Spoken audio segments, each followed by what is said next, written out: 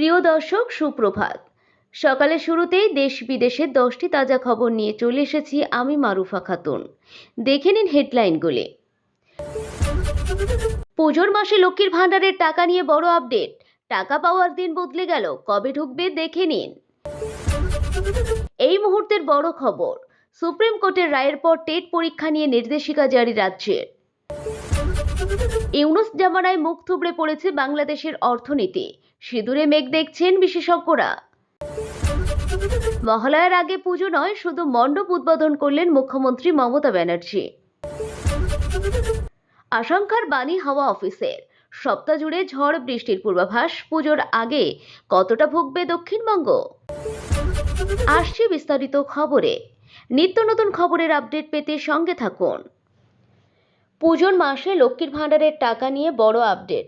টাকা পাওয়ার দিন বদলে গেল, কবে ঢুকবে দেখে নিন। সামনেই দুর্গাপূজা, আর তার আগেই পশ্চিমবঙ্গ সরকার রাজ্যের লক্ষাধিক সরকারি কর্মচারী এবং পেনশনভোগীদের জন্য বেতন ও পেনশন সংক্রান্ত সুখবর দিয়েছিল। কিন্তু লক্ষ্মীর ভাণ্ডার, জয় বাংলার মতো সামাজিক সুরক্ষা প্রকল্পের টাকা পাওয়ার তারিখ নিয়ে অনেকেই মনে প্রশ্ন ছিল। সম্প্রতি অর্থ দপ্তর একটি নতুন বিজ্ঞপ্তি জারি করে সেই তারিখ পরিবর্তন করেছে।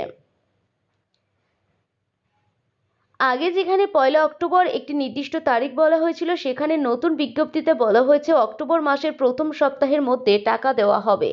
এর অর্থ হলো 1 অক্টোবর থেকে 7 অক্টোবরের মধ্যে যে কোনো দিন টাকা আপনার অ্যাকাউন্টে ঢুকতে পারে। এই মুহূর্তের বড় খবর, সুপ্রিম কোর্টের রায়ের পর টেট পরীক্ষা নিয়ে নির্দেশিকা জারি রাজ্যের।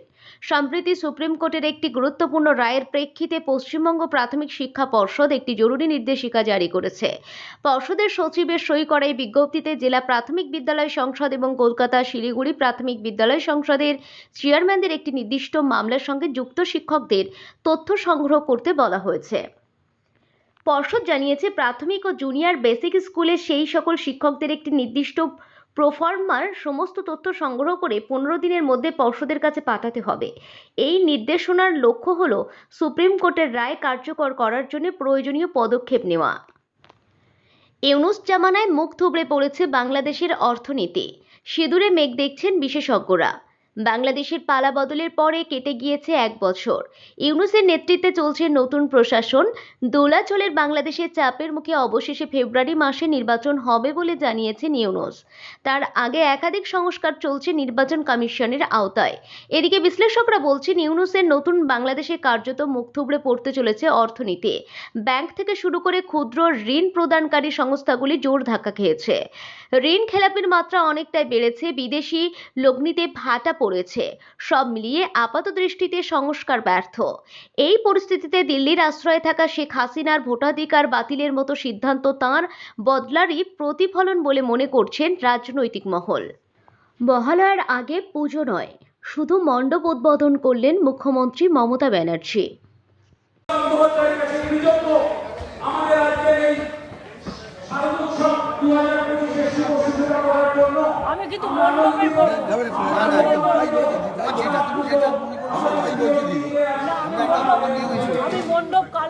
আশঙ্কার বাণী হাওয়া অফিসের, সপ্তাহ জুড়ে ঝড় বৃষ্টির পূর্বাভাস। পুজোর আগে কতটা ভুগবে দক্ষিণবঙ্গ? উত্তর পূর্ব বঙ্গোপসাগরে তৈরি হয়েছে নিম্নচাপ, সঙ্গে দোসর ঘূর্ণাবর্ত। আগামী 25 তারিখ আরও একটি নিম্নচাপ বঙ্গোপসাগরে তৈরি হওয়ার কথা রয়েছে। একের পর এক নিম্নচাপ এবং ঘূর্ণাবর্তের জেরে পুজোর সময় যে বৃষ্টি হতে পারে, সেই পূর্বাভাস আগেই দিয়েছে আবহাওয়া দপ্তর। মূলত দক্ষিণবঙ্গের জেলাগুলিতে হালকা থেকে মাঝারি বৃষ্টি হওয়ার সম্ভাবনা রয়েছে, তবে বেশ কিছু জায়গায় বিক্ষিপ্তভাবে ভারী থেকে অতি ভারী বৃষ্টি হওয়ার সম্ভাবনা রয়েছে বলেও জানিয়েছে হাওয়া অফিস। আজকের খবর এখানেই শেষ করছি। সকলেই সুস্থ থাকুন, ভালো থাকুন। ধন্যবাদ।